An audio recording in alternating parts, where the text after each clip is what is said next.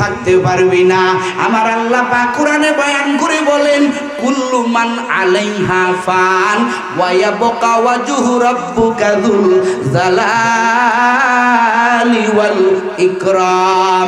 আল্লাহ কয় জমিনের সব ধ্বংস হয়ে যাবে, জমিনের সব একদিন শেষ হয়ে যাবে, বাকি থাকবেন কে? সন্দেহ আছে তো? আওয়াজের ভিতরে মনে হয় সন্দেহ আছে। জোরে কান, বাকি থাকবেন কে?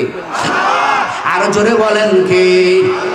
আল্লাহ বলবেন সব ধ্বংস হয়ে যাবে, বাকি থাকবো আমি আল্লাহ। ও আমার বান্দা বান্দির দল, এই সৃষ্টি থামবে না। আমি আল্লাহ সব সৃষ্টির চাইতে আমি আল্লাহ তোর মর্যাদা বাড়ায় দিলাম। কেন বাড়ায় দিলাম জানো? ও বান্দা বান্দির দল, তুই যদি আমার গোলাম হতে পারো, এই জমিনের ভিতরে আমি আল্লাহ সব মাখলুকতকে তোর গোলাম বানাইয়া দিব। আল্লাহ কয় বান্দা, বিনা কারণে তোরে বানাই নাই, ইবাদতের জন্য বানাইছি। ইবাদত একটা ব্যাপক শব্দ, খেয়াল করেন।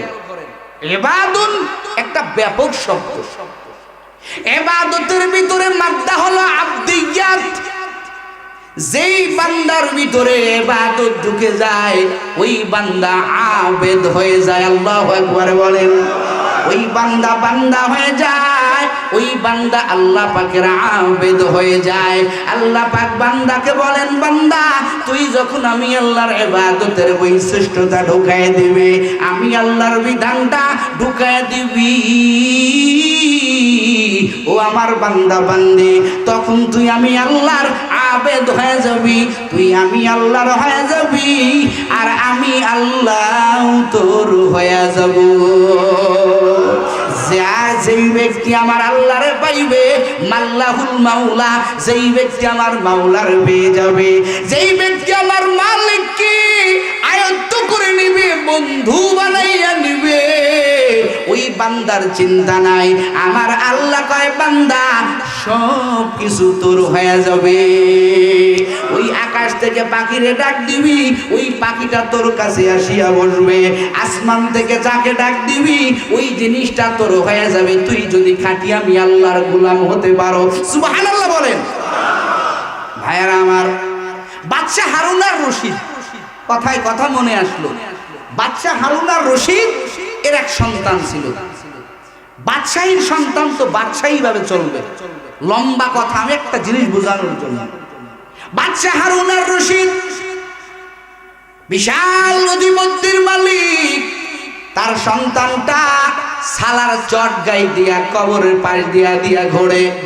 সন্ধ্যা হয়ে গেলে কবরের কিনারে দাঁড়াইয়া, গোরস্থানের কিনারায় দাঁড়াইয়া গোরস্থানবাসীদেরকে ডাক দিয়া বলে, ও গোরস্থানবাসী, তোমরা সবাই ঘুমায় আছো, একদিন এই দুনিয়ায় তোমরাও চলছো, আজ তোমরা কেমন?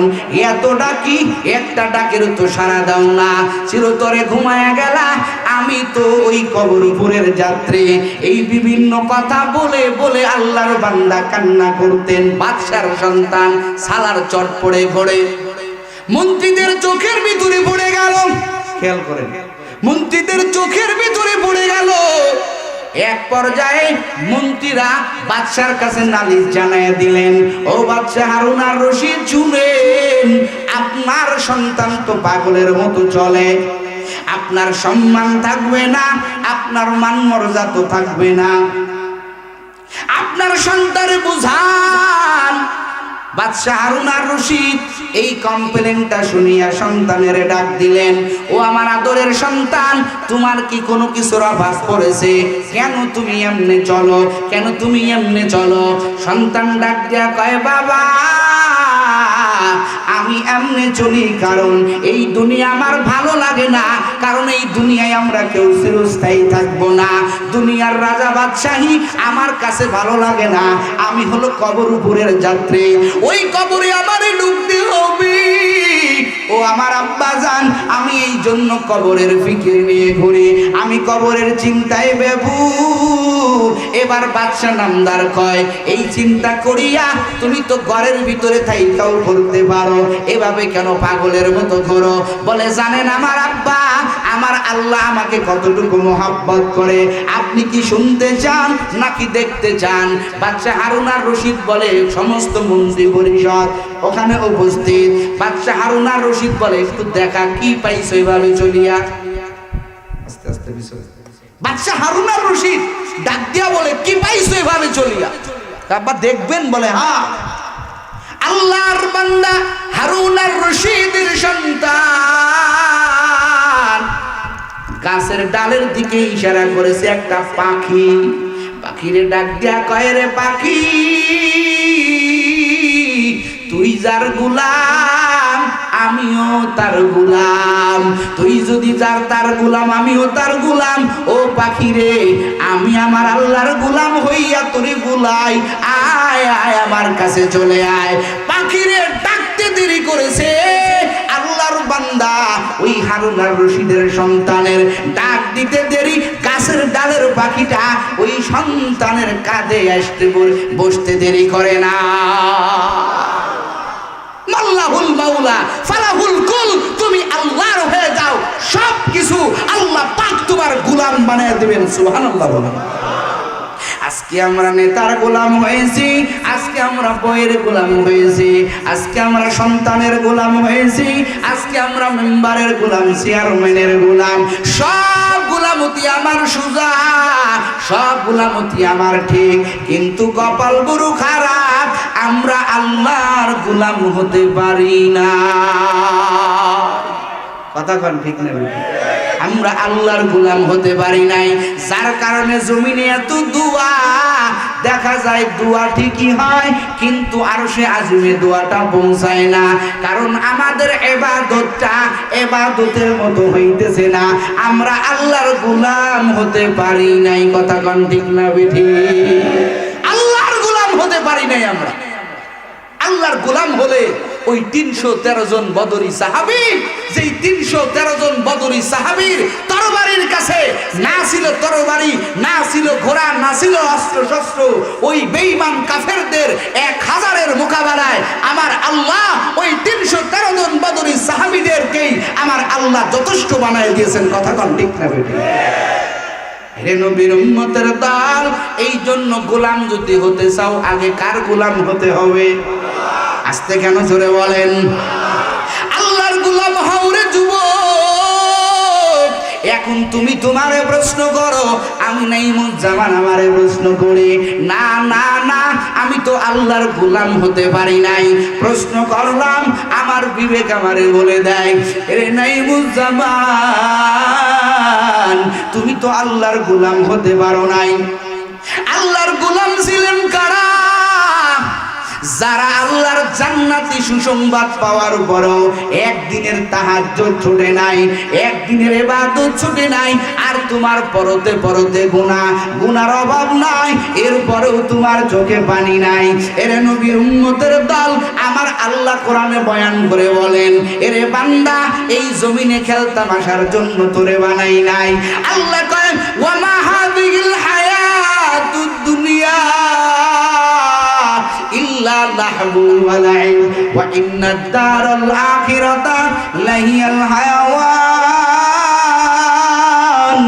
লাউ কানু ইয়ালামুন। আল্লাহু আকবার বলে। আল্লাহ জমিনের মানুষদেরকে ডাক দেয়া কয়, ও জমিনের মানুষেরা রে, এই জমিনটা কিন্তু তোর খেলাধুলার জায়গা না। আল্লাহ কয়, লাইবুন খেলাধুলার জায়গা, এই জমিনটা কিন্তু ভোগবিলাসীর জায়গা না, এটা একটা খেলনার মতো, খেলনার মতো। যেই রকম জমিনে ছোট ছোট আমরা শিশুদেরকে খেলাঘর বানাইতে দেখি, কথা কয় না, কলার পাতা দিয়া, বাগরু দিয়া, পাটি দিয়া ঘিরে ঘিরে খেলাঘর বানাই কি বানাই না? কত সময়ের জন্য? সকালবেলা খেলছে, বিকালবেলা ঘর নাই, কথা কয় না কেন? আবার দেখি ফুটবল খেলে কত মিনিটের, কথা কয় না কেন? খুব মুখস্থ এটা না, কত মিনিটের? 90 মিনিট খেলা আবার হয়ে যাবে, খেলা শেষ। কথা কয় না কেন? ক্রিকেট খেলা কত টাইমের? কয়টা কয়? কয় কয় কয় 50 ওভার, 10 উইকেটের ব্যাপার। কয় উইকেট? 10 উইকেট পড়ে যাবে তো খেলা শেষ। আল্লাহ কয় জমিনের মানুষ শুনো, আমি আল্লাহ তোরে 50 বছরের 60 বছরের একটা ম্যাচ দিয়া দিলাম। এই ম্যাচটা একটা খেলার মতো, এর হাসতে হাসতে এইরকম পানির স্রোতের ন্যায় বরফের ন্যায় গলে গলে শেষ হয়ে যাইতেছে। এই দুনিয়াটাকে আমার আল্লাহ কয় ও জমিনের মানুষের, আরে এইটাকে তোমরা চিরস্থায়ী জায়গা ভেবো না। এই জিনিসটাই দুনিয়াটা হলো তোমার মুসাফির খানা। কি খানা? কথা কান, কি খানা? মুসাফির খানা কাকে বলা হয় জানো? আগের যুগে এখন ছিল, আগের যুগে মুসাফির খানা ছিল যেটাকে কাছারি ঘর বলা হতো। মুরব্বীরা বুঝবে কথাটা। কাছারি ঘর ছিল না? এই কাছারি ঘরে কারা থাকতো? বলে বিভিন্ন অতিথি আইসা থাকতো। 1-2 রাত থাকার পরে আল্লাহর বান্দা আবার চলে যাইতো। ওই ঘরটা বিভিন্ন জন ব্যবহার করতো। কথা কোন ঠিক না বেঠে? আল্লাহ কয় জমিনের মানুষ শুনো, এই জমিনটা একটা মুসাফির খানা। ও আদরের বান্দা বান্দির দল, এই জমিনে তুই চিরকাল থাকতে পারবি না। কথাটা কার? আরো জোরে বলেন। এজন্য আল্লাহ কয় বান্দা এই জমিনে থাইকা থাইকা তোরে পুঁজি সঞ্চয় করতে হবে। কোথার পুঁজি? বলে আখিরাতের পুঁজি। ওরে বান্দা এই জমিনে দালাই বালাই করে তুই আজুরের ময়দানে পার পাবি না, কারণ আমি আল্লাহ তোর সব কিছু গুনাহের সাক্ষী। জোরে কনকে? আরো জোরে বলেন কে? তুমি আমি গোপনে গোপনে কত অন্যায় করেছি, মনে করতেছো কেউ তো জানে না। আমার বিবি জানে না, আমার মা জানে না, আমার ভাই জানে না, আমার বোন জানে না। এর নবীর উম্মতের দল, না না, দুনিয়ার কেউ না জানলেও জানেন কে? হাসুরের ময়দানে এক শ্রেণীর মানুষ বলবে, রে মালিক আমি যে অন্যায় করেছি, এই অন্যায়ের খবর তো আল্লাহ আপনি জানেন না। ও আল্লাহ আমার অন্যায় যে হয়েছে, ও আল্লাহ আপনি আমার শাস্তি দিবেন, আগে সাক্ষী দায়ের করেন, সাক্ষী ছাড়া তো আমি স্বীকার করব না। দেখছেন নি কতবার বাটবার আল্লাহরে কয় সাক্ষী দেন। এই শ্রেণীর মানুষ দুনিয়াতে মনে করে গোপনে গোপনে অনেক কিছু করি, হাসরের ময়দানে মনে হয় পারবো। আল্লাহ কয় বান্দা আমি হলাম সবচাইতে বড় সাক্ষী, কিন্তু আমি আল্লাহ সাক্ষী বাদ দিলাম। হাসরের ময়দানে বান্দা যখন বলবে, ও দয়ার মালিক, ও দয়ার আল্লাহ, আমার গুনাহের সাক্ষীকে এখন একটু মনোযোগ দিতে হবে। এমন কেউ নাই যে মজমার ভিতরে অন্যায় নাই, গুনাহ ছাড়া কেউ নাই। আমি বক্তাও গুনাহগার, আপনারা শ্রোতারাও গুনাহগার। দেখেন বান্দা যখন বলবে, আয় আল্লাহ আমার গুনাহের সাক্ষীকে, আমার আল্লাহ কত কুদরতওয়ালা আল্লাহ। আমার আল্লাহ বান্দার কোরআনে আগেই বয়ান করে সতর্ক করে দিয়েছেন, ও জমিনের মানুষের, আরে তোরা গুনাহ করবি তবে সাবধান। কোন কোন সাক্ষী হাসরের ময়দানে তোর বিরুদ্ধে সাক্ষী দিবে, ওই বয়ান আমার আল্লাহ বান্দারে হাসরের ময়দানে যাওয়ার আগে আমার আল্লাহ সুন্দর করে বান্দারে জানাই দিয়েছেন। বলেন তো আল্লাহ পাক এই কাজটা করে দয়ার কাজ করেছেন না কঠোরতার কাজ করেছেন? আমার আল্লাহ আগেই জানাই দেয়, রে বান্দা বান্দি গুনাহ কর, তবে এই সাক্ষীগুলোর আড়ালে গুনাহ কর। এখন একটু বুঝেন এই সাক্ষীগুলো কিসে কিসে আমার সাক্ষী দিবে। বান্দা যখন বলবে, ও আল্লাহ আমি তো অন্যায় করি নাই, তার সাক্ষীকে আমার আল্লাহ কবে 4টা সাক্ষী হাজির করি দাঁড়া। 1 নম্বর সাক্ষী আমার আল্লাহ কোরআনে বয়ান করে বলেন, ইয়াউমা ইযিন তুহাদ্দিসু আখবারাহা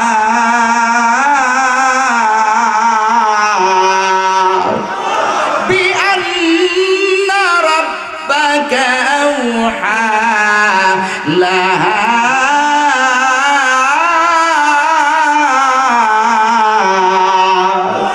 আমার আল্লাহ 1 নম্বর সাক্ষী হাজির করবে।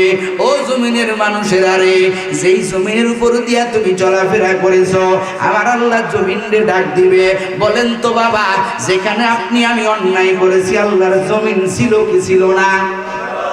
আরো জোরে কন।